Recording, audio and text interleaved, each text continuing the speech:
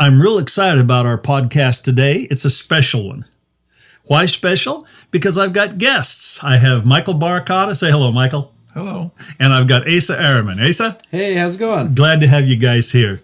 They're students of mine and outstanding bass players in their own right. And today we're working on reading music. We have a program which we do a lot, at least once a month, sometimes twice a month, called Reading Day. And we read all sorts of music. I've got very specific ideas on reading music. I've been doing it a long time and teaching it for a good 50 years. I've written, I think something like 21 books specifically on reading. And I like reading, and these guys do too, so that's why they're here. Anything you want to say just to start off? I think this is a great opportunity just to keep reading going, and this is obviously a very new thing for you with the podcast. So I'm fired up about it. Me too. Mikey? I love reading. Good. It's interesting that in today's, musical world, reading just is not that. I started saying, no, let's skip it. Most students just don't do it that much in their daily lives. Of course, it's important and it's valuable. Any professional will tell you reading music is a big skill and an asset.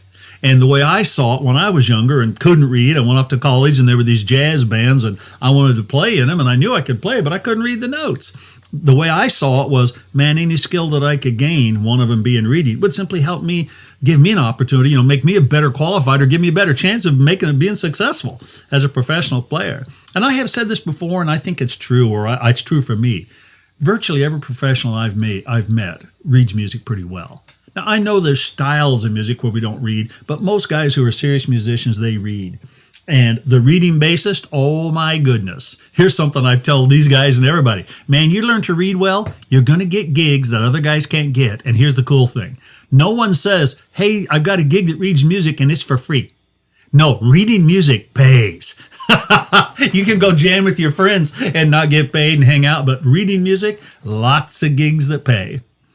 I personally, I used to work lots of musicals and Broadway shows. I played circuses a bunch. I've done TV and radio stuff to radio. And, reading. And I played in big bands and read. But the point is reading is just a valuable skill. And I use reading to teach a whole bunch of things that are beyond just reading music. I teach technique with reading. Matter of fact, let's start right there. Asa? Ace is right in the middle of, or just finishing up what's called the year of the double bass. We've been focusing on the double bass. And tell them a little bit about what practicing the double bass has done for your reading. Well, just to begin, a couple of years ago, I couldn't read a note. So in 2 years' time, I've done a lot. But this year, with the year of the double bass, it basically, having to read with such a big instrument like that, it kind of reinformed my practice and my reading on electric bass, and it's just opened up a whole bag of tools. It's kind of amazing. I'm amazed at how practicing the double bass and everything, the stuff we've done, you just become a better reader because of it. You have, but I see it for sure. Cool. Mikey, maybe back up. Mikey's done a number of gigs. You've done shows and plays and stuff where you're reading, right? Yeah. What can you say about reading? Specifically, in the work, in the gigging world, what, how valuable or what does it mean to you to be able to learn to read well? Well, one, I think tremendous strength it's given me is to be able to keep playing music and just keeping everything together even when there's mistakes happening.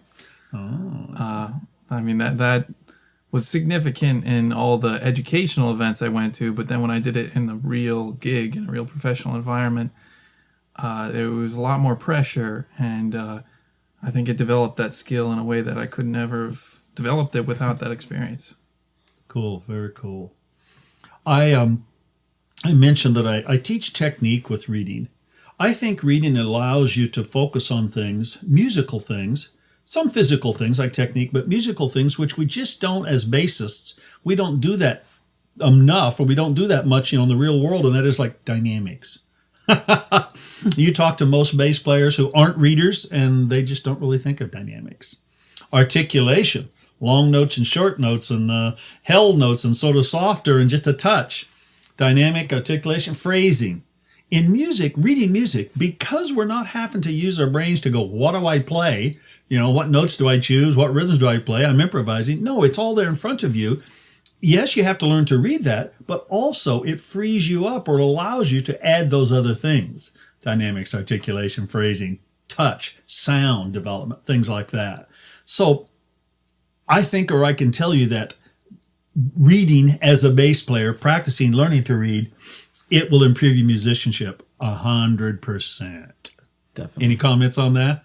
I know we already said it, but anything? I could definitely agree with that. I mean, to be able to observe sound on paper, and be able to decipher it is extremely valuable in every way. I mean, you bet. Besides just, my gosh, if you're speaking a language, learning a language, wouldn't you want to learn to read it too?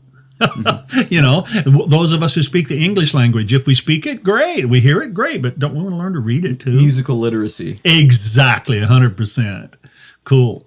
Are there any questions right off the bat? We're going to do a bunch more stuff that I have in mind, but any questions that you guys might want to pose that, you think about or have wondered about, or you've heard me talk about, anything you think would be important to mention here?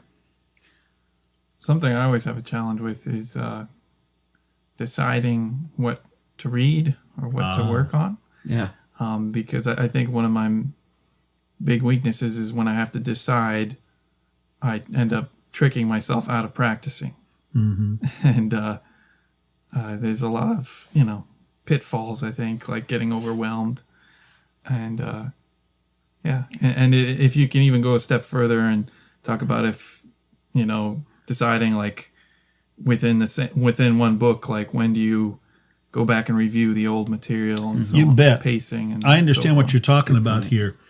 With reading, because it's in a book, it's on the page, it lends itself to keeping pace. You can simply take your little pencil and go, today is what? November 20, whatever today is, 16. And you can put November 16th, 10 a.m. And you can simply open that book anytime, whether it's a half hour later or a week later, and see where you're at and what you've done and what you haven't done. So you can keep track of your progression just as a schedule. You bet. I consider reading one of those things that I often tell people, you don't need to practice reading 3 hours a day. You probably can't. It hurts your brain too much. But you can do it on a daily basis. And you can say, here's today, 10 o'clock, and I did 15 minutes. Here's tomorrow, or here's 2 days from now, and make a little note on your page here. You can keep pace with yourself, as well as when you said the exercises or movement within a specific book, well, you can do something like you can keep metronome markings. Today I practiced this at 100 equals an eighth note. Tomorrow I practice it at 110 equals an eighth note. The next day I practice it at 120. And then you go, I need to go back because it sounds sloppy. Sure, you can keep pace with yourself again, because again, it's a definitive, already prescribed exercise we're going to do. Mm-hmm. Concerning when you said moving forward and backward in a book, I think good learning happens not totally linearly. I see it as we go forward 2 or 3 steps or 4 or 5 steps, and then maybe we take a step back or two and sort of solidify. And that's something that's really, again, it's easily done with reading because it's right there in front of you on a page. You might work through the first 20 examples in the book and work them over and over. And then you go on to the next 20 examples in the book, or maybe just say 10 examples in the book. And those are really hard and you're scuffling. Well, how about go back the 3rd day or 4th day and work on those first 10 again? You bet. It's called, I call that strengthening like the foundation, the fundamentals. I see reading, excuse me, and I've written in a number of my books, I see reading as practicing it on 3 different levels. And by the way, these levels are different for everyone, but everyone can have 3 different levels. Level 1 material, that is material that you play through with the metronome, nonstop, and you're not making really very many mistakes at all. You kind of can read it. And so people say, Jim, well, what's the value of that? Well, it's solidifying, keeping your eyes moving and the strength and working on, by the way, if you can play it really well, now you work on maybe hand position while you're playing it, huh? Yeah. Or maybe you're on your fretless bass and you're listening for intonation. Mm-hmm. Level 2 would be to where you're playing along with the metronome nonstop, but you're making a whole bunch of mistakes. And that is difficult. Why? Because we all want to correct ourselves. Well, we want to stop and correct that mistake. No. Keep the metronome going. That is strengthening your ability to read music and make a mistake and not screw up the song. That's what you mentioned earlier. Mm-hmm. You betcha. And then level 3, that would be material that you open up and you go, oh man, I can't do this. Well, you got to sit there and work it out. You have to work out the pitches, work out the rhythms. And that's pushing the upper end of what you learn. And if you work on, let's say, a 4-bar phrase or 8-bar little song, enough at level 3, well, it becomes level 2. That's what I did when I was very young and wanted to learn to read music. We didn't have a lot of books, and they were not graduated. So one of my first books was Carol K. Boogaloo Bass. That stuff was miles beyond me. I literally took 6, 8, and 10 hours, and I would learn like a quarter note's worth, or maybe a half note's worth. It wasn't a half note. There were maybe 6 notes in there, a bunch of little sixteenths. I literally had to work those phrases out. Well, those became phrases though that I recognized and played all of my life. So yeah, that's how I see Mikey. Working within a book and working at the different levels. And of course, as you know, I have books that are based and designed for all different levels of it. What did we start with and played earlier today? We played integrated reading technique. You bet. That's a fundamental one. And interesting enough, for you, that was level 1 material. You could play through it. We used the metronome, and you didn't have to stop, and you made some mistakes, but not very many. Maybe later on we'll jump into reading Motown bass. Oh, that'll be a little harder because you guys are good readers and good players. You'll be able to play some of it, but you'll make quite a few mistakes. But I won't let us stop. And then maybe after that we'll actually work on a jazz solo out of this new architecture and language book. And you go, I can't play that. Well, we're going to have to sit there and work it out, aren't we? Mm-hmm. Sure. So that's how I would see that. Asa? Yeah. Tell me about what's the hardest thing for you has been learning to read music? I would say, just overall, I'd say when you're reading, for me, when I'm reading a piece of music, whether it's an exercise or an actual, song, it kind of forces you into a zone to get comfortable with the instrument like you haven't before. Like, of course, you can look at the instrument, you can look at your left-hand console, but when you're reading a piece of music, you have to really kind of be one with the instrument. You have to know what's going on. And I think that's the hardest part is that kind of coordination. So it's those coordination skills that, I haven't been the wiser to until I've been here. And I think that's kind of opening my mind and my ears. Excellent. More importantly. Some of my observations early on, still there, but early on with Asa in his learning to read, because he didn't read hardly at all, really, just barely when he first started studying with me. And that is, Asa has a tremendous ear, so obviously he can hear things quicker than he can read them. Yes. And you used to constantly sort of be ahead of yourself and trying to figure it out and trying to pull him like, Asa, shh. Just look at the page, relax, learn to count. And he's over there trying to figure it out. Because he can figure it out so much quicker by ear. Well, yeah, that's fine. And good readers use their ears when they're reading music. But you have to sort of like get over that thing of like, I can figure this out quicker. Matter of fact, sometimes guys say the opposite. Jimbo, I just can't hear if you'll just give me the tab. Well, that's not the point. The point is we want to learn to hear it. So we have to work without that. Well, it's the opposite was a lot of your challenge early on. And you've pretty much overcome that now. Yeah. Yeah, you now go, okay, I got to learn to read this. I got to be quiet. I got to count in my head, as opposed to I got to hear it and try to figure it out. And now it's on the double bass, yes, with a bow, and it's becoming like it's a whole new beast, but it's the same concept, and it's so helpful. I mean, it's already helpful, and I'm still working, trudging through it. So of course, it's good. Mikey, give me another question or pose another topic that maybe I can answer. We can discuss for a minute that's important to you about reading music that you've discovered is important. Well, counting is something I find is. I like that because he's good at it now. Have you noticed? 100%. Go ahead, talk to us, Mikey. It's so powerful. The question was starting in my head of when I take a given example like this. For example, it's an 8-bar example. And I practice counting and playing it and focusing on counting while playing every single note, counting out loud even.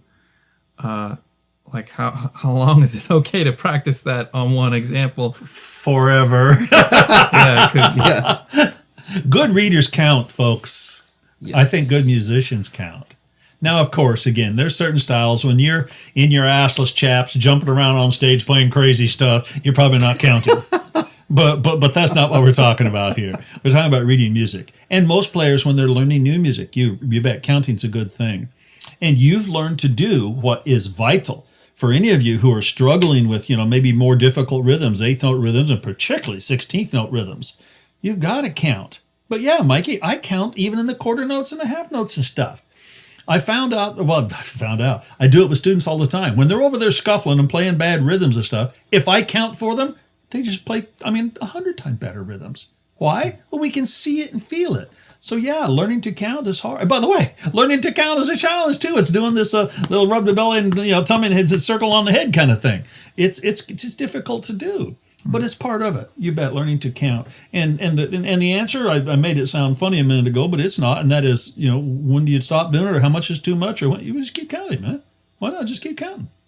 If you have to count out loud, fine. And you don't count physically loud anymore. Some guys get in the habit of where they're going 1 and 2. I'm like, hey, listen, the music has to be heard before you're counting, but just be a little quieter about it. And I count, and I hardly ever count out loud anymore, but I'm counting sort of inside all the time.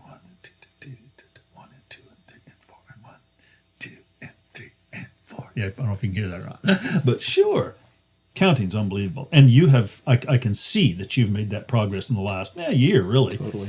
Your counting is just coming on. And it makes you just a better player. You can see it. I can attest to that. And that's another thing, too, is like definitely counting. That you hit the nail on the head. Counting, that's a part of that coordination, too. It's like you have to be your own metronome. Of course. Of course. Hey, metronome, that's a good one. People say, Jim, should you use a metronome or not? Well, I'm going to tell you exactly what I think. Of course you should use a metronome. Why not? Mm-hmm. Now, forever, no. And for all kinds of music, not necessarily. There are times when you want to learn to hear and feel the beat for yourself. Let me back up a little bit here. There's an underlying, I don't know what you'd call it, not a prejudice, but just a bias, or that some people go on that is like, man, if you ain't got the groove and you can't feel it, you're not going to make it. Give me a break, man. There's levels where we all need support. We need help. We need little step-by-step stuff.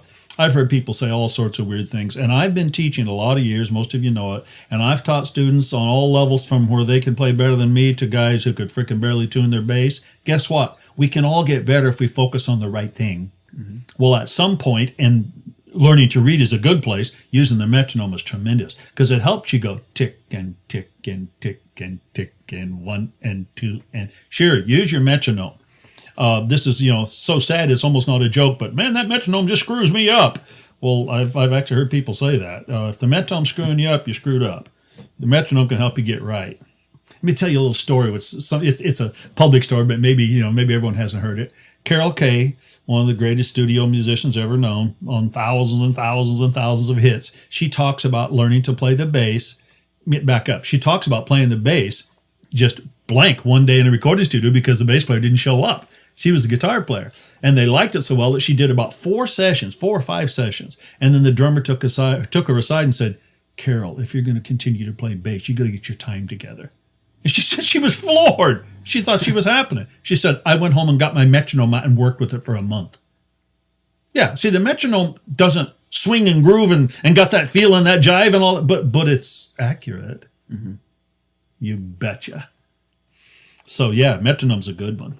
How about other question? Ian, have you thought of another question maybe you'd like to ask about anything?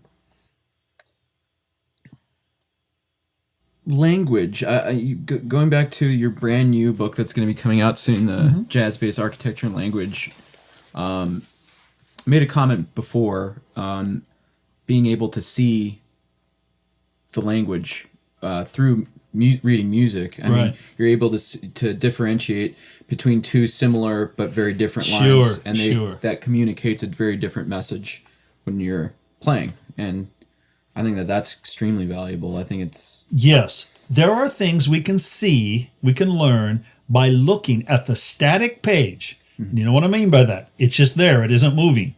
Mm-hmm. That our ears can't seem to hear or maybe organize when the sound is just moving along. And when we see it, we go, oh, I had no idea it was the same or like that. Well, you bet. That's a great part of learning to read music. Did you know that while in the world it's possible to play any note and any rhythm and any combination you want?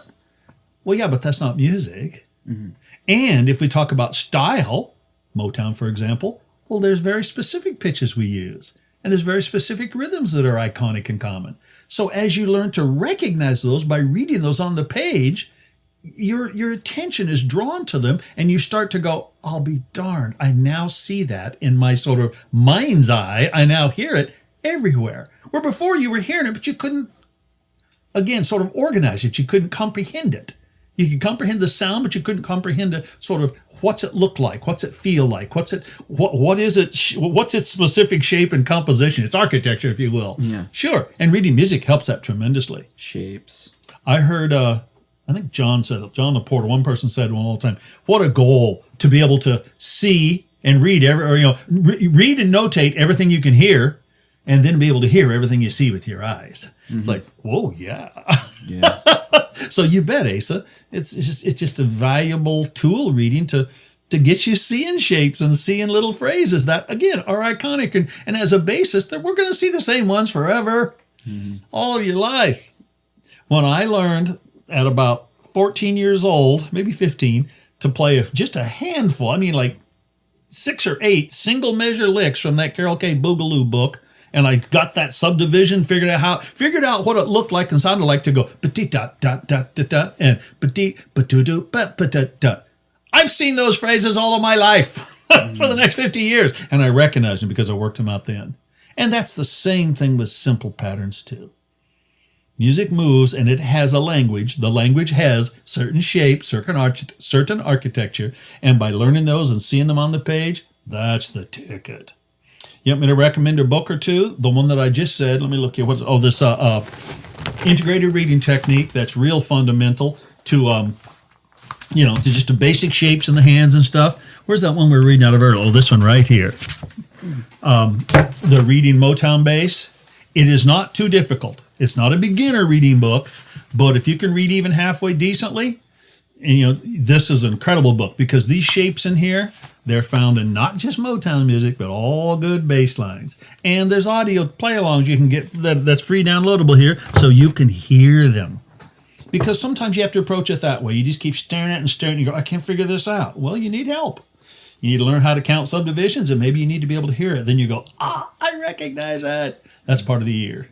By the way, when I was saying that Asa used to try to figure everything out by ear, even though it was on the page, that was because your ear was good enough. But as soon as I sang it or somebody played it, you went, oh, that's it. Well, sure. Mm-hmm. So we learned to read coming from both directions. You bet. Mikey, what else? Yeah. I think to add to the one question I asked earlier about deciding what to practice, it just made me remember when you mentioned the play-alongs for reading Motown bass. Having the play-alongs, solves that problem because you just hit play and go. Right. You just hit the track play and just start moving, and you don't have to decide about, anything. You just hit play and go. That's that's one of my favorite things. Just push play. Yeah. Just push play. Sure, if you have good tracks to work with, that's the ticket. And for years the sort of audio play-along tracks, they were rhythm section jamming, and you were supposed to figure out what to do.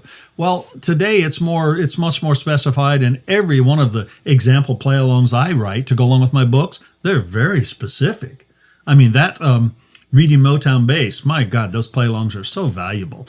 They're play-alongs, but they're examples at the same time. And I write them with all of my books these days. I do that. I always have audio examples.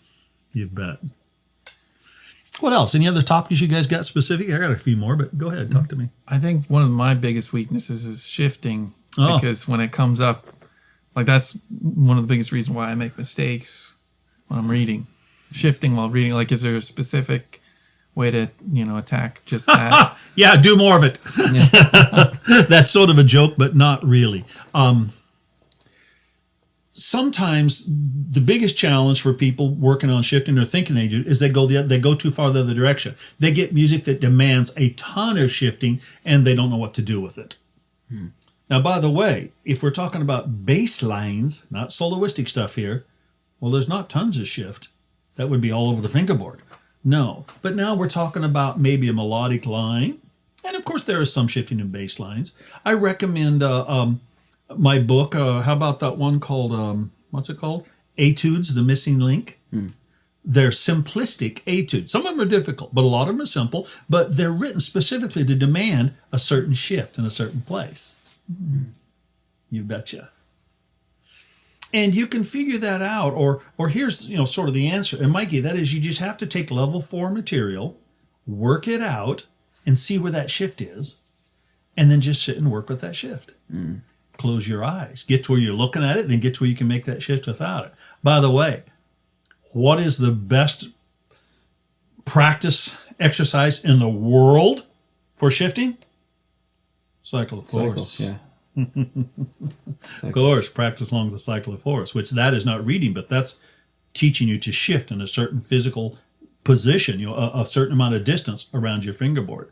I just started working with a brand new student named JC, and he was flabbergasted at the first lesson. Whenever I showed him, he's like, my God, this is hard. This is very difficult. This is stressful. And I said, well, what do you think it's going to be? We're going to learn stuff that, that you don't know. And interesting enough, I've been laughing for 2 weeks now. His answer was, well, I just thought you were going to play cool things for me. He actually said that. Is that the guy from Switzerland? Switzerland, yeah. Cool, yeah, and then I said, no. So I showed him what to do, busted his chops, so to speak, and he practiced for a week, and he can play the cycle of fourths, major, minor, dominant, quite well. Not 100% right, but about, I'd say 85 to 90% right for 1 week, very well. And I complimented him, and he said, I thought maybe this would not be good enough. And I said, well, it's not perfect, but it's good. So then here's the cool part. Dig this. I know the answers to these questions, but I asked him, I said, JC, how much did you practice this week? And he said, he kind of did that, which I knew meant a lot. Probably more than he'd ever practiced anything, right?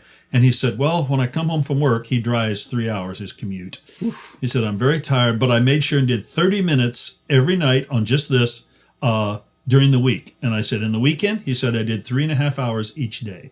I said, so there's 7 hours and about another 3 or 4 hours. And he said, yeah. I said, you keep doing that, we'll have no problem, okay? And by the way, now he's going, this is the coolest thing. I can play up here and I can play down. I'm like, I know. Yeah, so shifting, of course. And again, Mikey, you just look for reading material that, any reading material, look for the shift, and then just work on it. Isolate it. You got this one part that goes dee-do-do-do-dee-do-do-do-dee. We'll just go dee-do-do-do-dee, dee-do-do-do-dee in your sleep over and over and over. And that becomes part of the practice, the challenge of playing with that piece, the shift. Yeah. Interesting enough, too, the biggest challenge in shifting, not challenge, the most common shifting we have to work on, you realize, is 1 fret or 2 frets. I have tons of books written for that stuff. Another one besides this integrated reading technique is a reading in bass clef. Finger replacing finger too. Correct. That's correct. I think of that more of double bass, but it is an electric bass. It's the same thing. You bet. How about another question or comment? I have a question actually. Yes, please. Something that I never really thought about before, but I mean, just kind of drawing from my experience with you, and just with reading in general, since our subject is reading, for the newer bass players or the bass players that don't have, the experience with reading, how would you get them into it like you got us into it? I mean, how would you explain to them, like, other than the obvious importance of reading, like how to really get them on board, Well, Asa, that's just such a great question, because that's what I do. Mm-hmm. How do I do it? I demand it. Mm-hmm. So I can't demand it from somebody who's not coming my direction, can I? A guy emails me, I mean, this is typical, but it happens, not that long ago, and says, hey, Jim, I love your video lessons. I want to become a much better player. What do you recommend? And I said, buy this book called Reading in Bass Clef, and go download the first 3 videos from Follow the Book series, which I cover exactly every example, and do those, and do those, and then get back to me. Well, he got back to me 20 minutes later and said, he was in Australia or something, and said, Jim, I really don't want to learn to read music. I just want to. And then he went on and told me 40 things he wanted to do. But how can I teach somebody something when they don't want to do what I tell them to do? The first. Exactly. Yeah. And he decided that, or he had already decided, quote, the student had already decided. By the way, you know the famous quote, don't you? Confucius say, man who is self-taught has fool for a teacher. I believe that 100%. he had already decided he wanted to do this, this, this, and this, and didn't want to do this. By the way, I don't think I've told anybody this in 30 years. When I first moved to Seattle back in like 1976, I moved in and one of my roommates is a trombone player. And he put up signs all over the town, all over Seattle, said, trombone lessons. A guy called and I took the message because he was gone. And I said, what's the message? He said, well, just tell him that I really want to work on jazz. I don't want to do any of the basic stuff. So I wrote that down word for word. Well, that was the same guy, I think, that emailed me and said, I don't want to learn to read a note, but I want to do this, this, and this, and this. Yeah. So Asa, it's a willingness and understanding that there's good things to be learned from reading music, not just reading those notes, but hand position, posture, technique, ears, time, everything, shifting, that if a person isn't hungry enough, doesn't want to do that, nothing I can do. And if they come my direction, by the way, I make people pay me money for lessons to start with. And if they pay money, I tell them what to do. The guy who isn't coming my direction, hey, one of the hardest things in the world is to teach somebody something when they think they already know it. Us music teachers, we've had a little saying, and it's true. Never try to teach a pig how to sing. It irritates a pig and frustrates you. So there you go. You have no problem with that. You're coming the direction going, teach me, teach me, teach me. So great. Fair enough. You betcha. Other suggestions for things you might want to ask about or think about, Mikey? Anything you? You don't have to. I'm just giving an opportunity to. One of my favorite parts about reading too is reading with other people. Oh yeah. Like duets or trios. A lot of stuff that you have in your books. Because it makes me listen to myself and others like I've never listened to in any other like band situation. I guess my question would be like how to do more of that. Like just find somebody, meaning you guys do this because you come here. We're going to play a little bit in a moment. We'll do some of that. But you find another bassist who you can work with. When you're playing in a band situation, you listen and hear and learn and have to do all sorts of things, but play a unison part with somebody else doing the same thing you're doing or a duo harmony part with it. That's not there. I consider playing unison duets, two people playing the same line, unbelievably powerful. That's what we do a lot. You can hear, you know this, as soon as you have to imitate and match another identical thing, my God, all the little inadequacies show up, the time or the intonation or the I rushed or I pulled or the too loud a note here, sure. And the same thing with duets and stuff. But here's one thing you can do by yourself, and that is record yourself. I have, books full of duets that I wonder why more people don't play them with themselves. I believe it's this book. Is it right here? Underneath there is one of them. Oh, here it is. This book called Duets for Electric Basses. 100 pages of duets. And I have recorded every single note in here. So I play along with myself. And by the way, that is unbelievably difficult and enlightening. Try playing a line and then playing the harmony line against it, or even unison. You'll see that it's like, wow, it wasn't so solid the first time. Yeah. That, Mikey, today with the fact that we can record ourselves so easily, whether it's on our phone or in a computer or anything. Well, I didn't start to say, but I thought of when I first started doing this many years ago, it was our cassette tapes. But it is so easy today just to push the button and play one of these lines. And then when you try, and you'll listen to it and go, is it right? I think so. I'm not sure. And then you play another line against it and you go, oh my God, it sucked. Like you said, we can hear things when we're playing that duet line, whether it be unison or in harmony or whatever. And that's cool. This is one of my favorite books of all time, man. I wrote a lot of duets in here. Some of them are old ones. Some of them are brand new ones. By the way, I was going to do 100 duets. That would have been about 400 pages because some of them are longer. So I stopped at 100 pages. So I actually have volume 2 of this book going like a good 30 or 40 pages already. Cool. Yeah, I think I don't want to use this phrase, but I think I will. I think that's a lost art. I think people just really don't understand the value. I'm thumbing through this now and just looking at these little duets and going, oh my God, that's such a cool one. I mean, this is so simple and so challenging right there. Woo! It's so much fun. I don't know why this made me think of something too. You explaining to us, your students, and the general public how reading's a perishable skill, and how it's important to maintain it and continue daily. It's so important to have the daily practice. Why is that? I don't know. When we say it's a perishable skill, it is just like, getting in physical shape at the gym or whatever, but not 100% perishable. When I was younger and I read and I could read real well and I didn't read for a month or 6 months, it kind of fell apart. As I've done it for years and years and years, it gets worse, but it doesn't completely fall apart. So something sticks, something lasts. Yeah. But I don't know. I just know that it is. You got to do it. The more you do it, the better you get at it, obviously. And, if you don't read, you're not going to get any better at it. So, we know that. That's, it's simplistic, but not sure why. It's just part of the game, part of what it is. Anything that we do really is perishable, skill, but reading sure is one of them. Yeah. Yeah, somehow it hurts our brain so much when we do it that it doesn't sink in as much. It just sort of, doing high level math or something. It's like, oh god. I think there are people who sit around and do math for fun, but but that's never been me. Let's play a little bit, okay? Sounds good. Good. Get your bass out. Let's play this duet.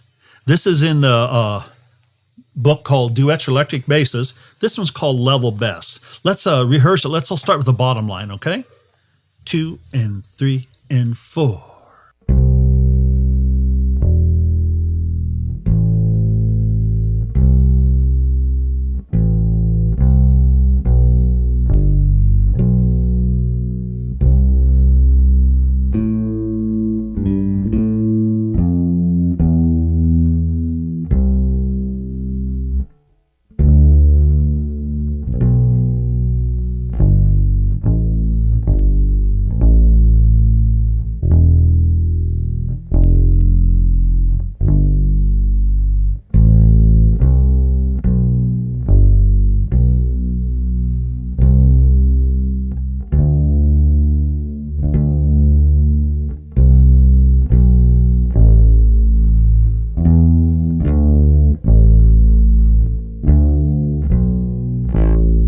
Outstanding. You guys keep the bottom and I'll play the top.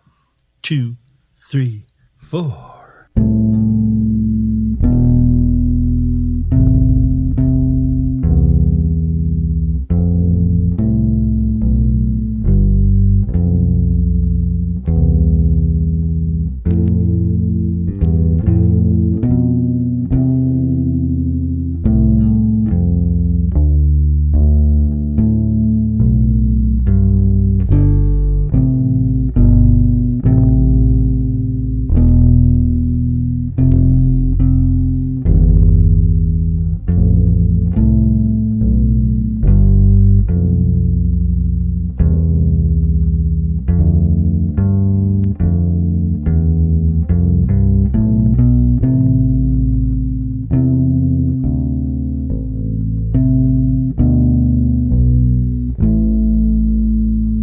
That sounds good.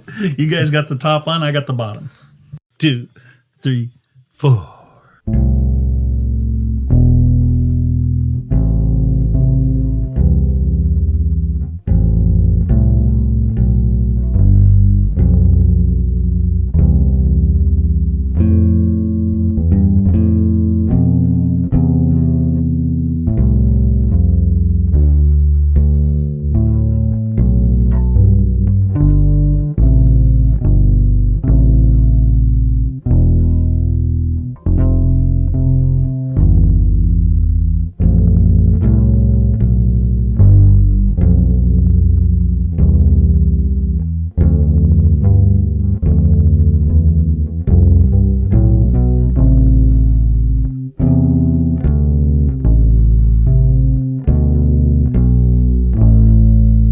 Nice playing. Let's do it again. Asa, you got the bottom. Mikey, you got the top. And I'm going to play it an octave higher, the top part. 2, 3, 4.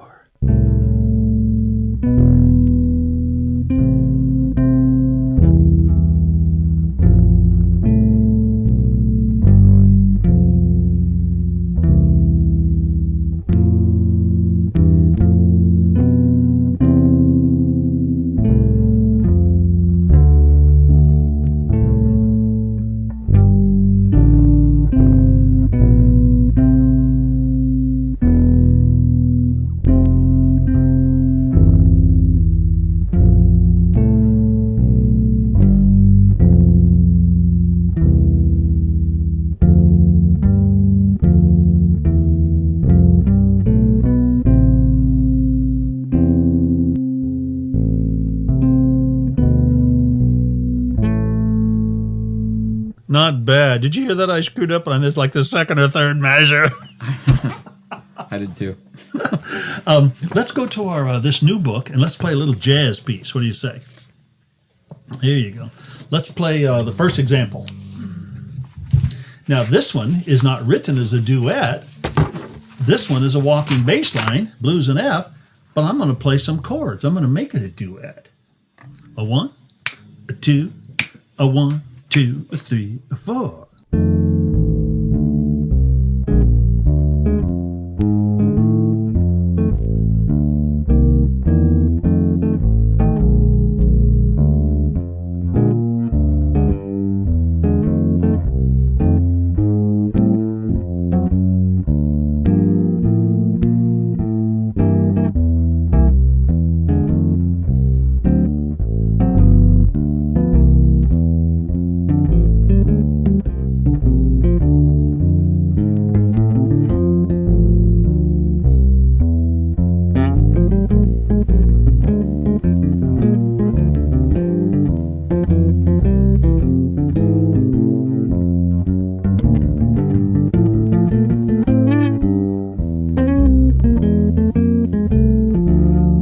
Again.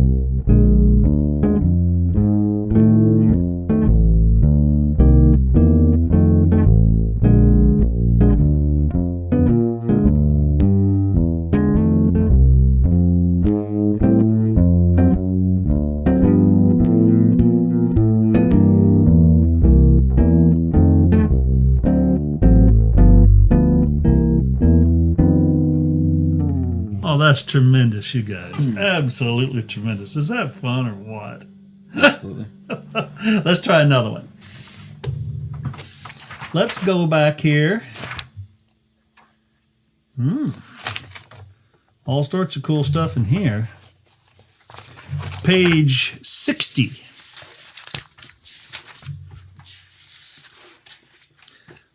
Rhythm changes, baby. A 1, a 2, a 1, 2, a 3, a 4.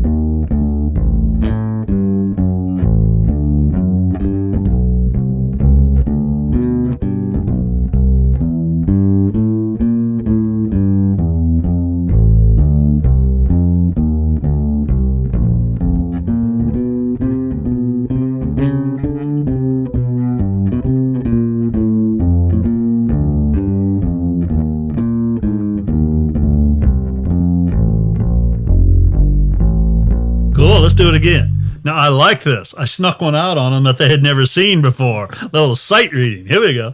A 1, a 2, a 1, 2, a 3, a 4.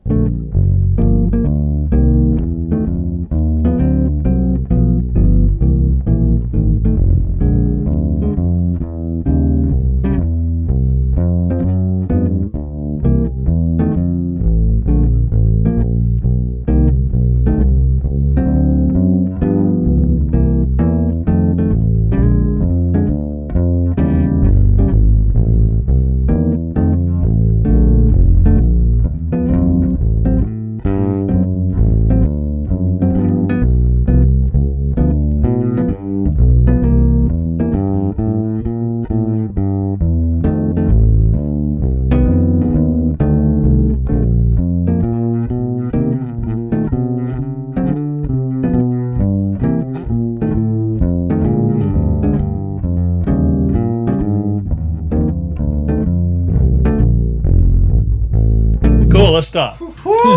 One more time. One. Let's pick it up. A 1, a 2, a 1, 2, 3, 4.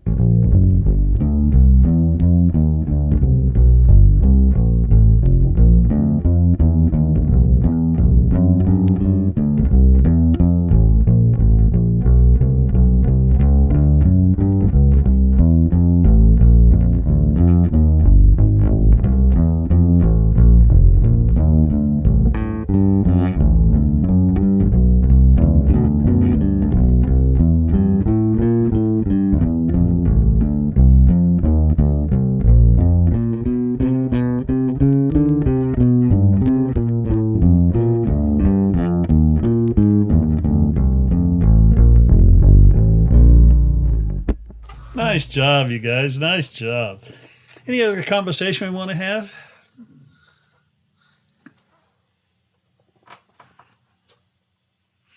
I'm digging it. I can't thank you guys enough for your participation in all the different reading days we have.